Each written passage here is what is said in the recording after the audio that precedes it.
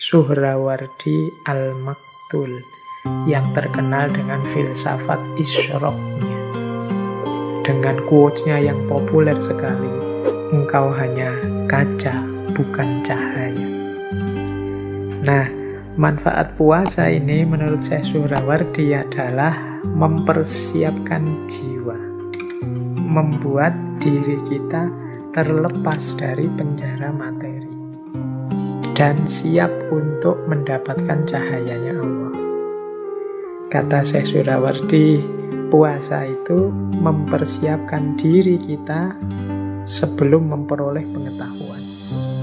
Makanya Syekh Suhrawardi, ini ada kisah begini, menyarankan orang yang ingin membaca kitab filsafatnya yang judulnya Hikmatul Isyrok itu, oleh Syekh Suhrawardi disarankan puasa dulu 40 hari. Mengapa harus puasa 40 hari? Katanya Syekh Suhrawardi, kalau tidak puasa,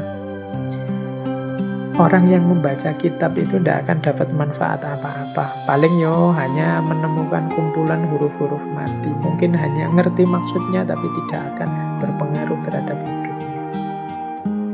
Jadi, puasalah dulu, kata Syekh Suhrawardi, 40 hari. Kalau sudah puasa, maka selama 40 hari ini menunjukkan orang ini sudah terbebas dari penjara materi. Kalau dia sudah bebas dari penjara materi, maka jiwanya sudah jernih dan siap untuk memantulkan cahayanya Tuhan atau pengetahuan.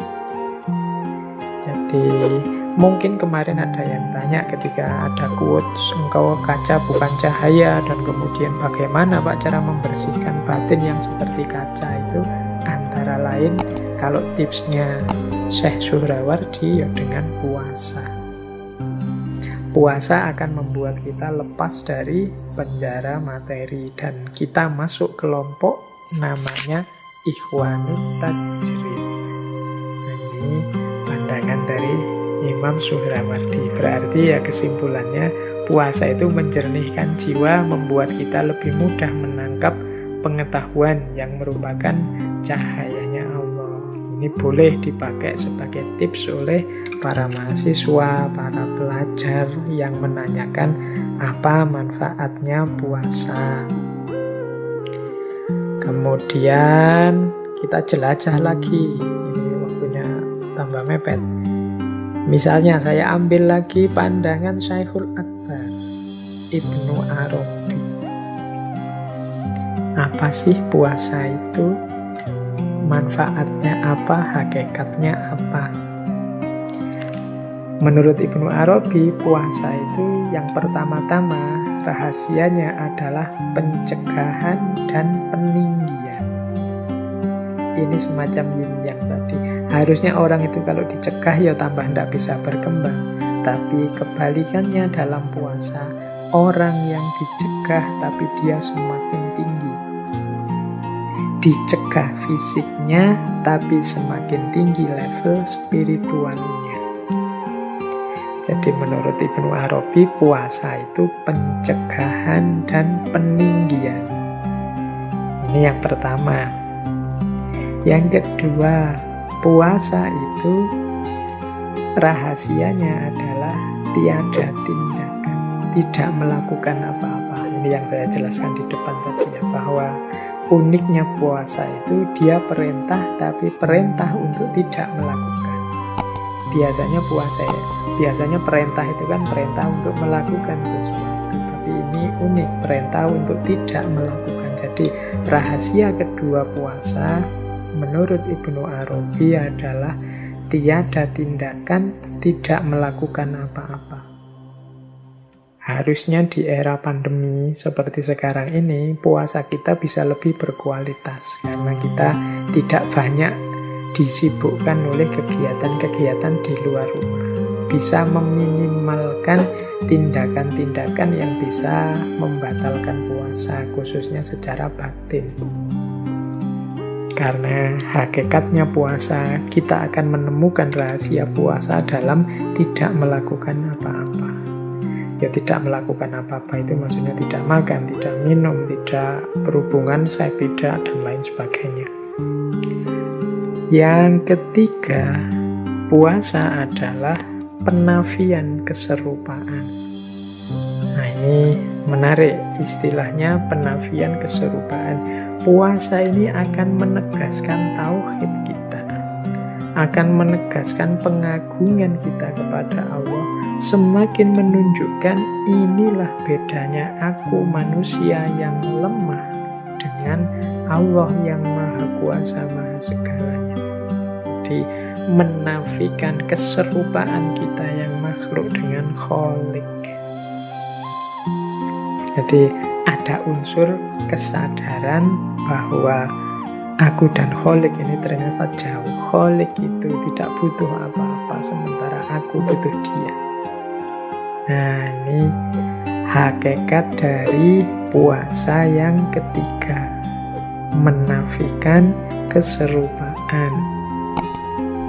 Yang keempat, puasa adalah manifestasi dari sifat as-somadiyah. Ini dan al-haq sebagai tebusannya. Nah, ini agak pelan-pelan menjelaskannya. Jadi teman-teman mungkin masih ingat ya, salah satu sifatnya Allah, Allahus Somad. Jadi Allah satu-satunya tempat bergantung. Allah yang tidak tergantung apapun. Allah yang tidak butuh makan, tidak butuh minum, tidak tergantung pada makan, tidak tergantung pada minum. Itu sifat as-somadiyah. Dia tidak tergantung apapun, tapi semua makhluk bergantung padanya. Sifat as-somadiyah. Dari aspek puasa, as-somadiyah ini melatih manusia sebagaimana Allah yang tidak tergantung. Jadi di situ ada pelajaran tentang as-somadiyah, ketidaktergantungan.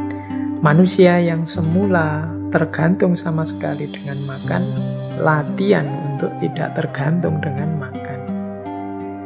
Ini dari sisi fisiknya, nanti dari sisi batinnya juga begitu. Tidak tergantung pada dunia, tidak tergantung pada ambisi, tidak tergantung pada jabatan, tidak tergantung pada target-target yang tidak penting dan lain sebagainya. Jadi ini manifestasi dari sifat Allah as-somadiyah. Maka puasa ini terus unik, khusus, istimewa.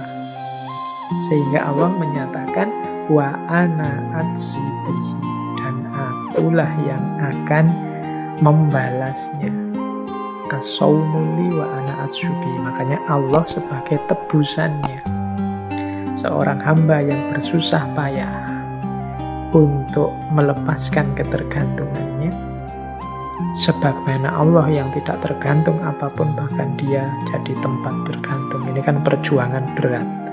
Padahal sebelumnya sudah ditegaskan bahwa makhluk itu jauh, tidak mungkin setara, tidak mungkin serupa dengan Allah. Tapi orang-orang yang berpuasa ini berjuang mengatasi ketergantungannya dari selain Allah kepada Allah saja. Ini ada takholak bi ahlakillah dalam konteks as-somadiyah.